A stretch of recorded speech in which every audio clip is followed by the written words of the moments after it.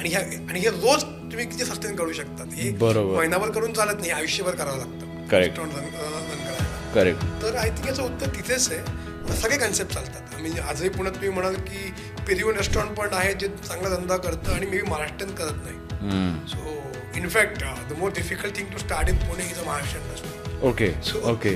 I put it उलटा. पण का असं का म्हणजे महाराष्ट्र प्रत्येकाची ओपिनियन असते. प्रत्येक जण म्हणतं की हे तर माझ्या घरी जायच्यापेक्षा चांगलं बनतं.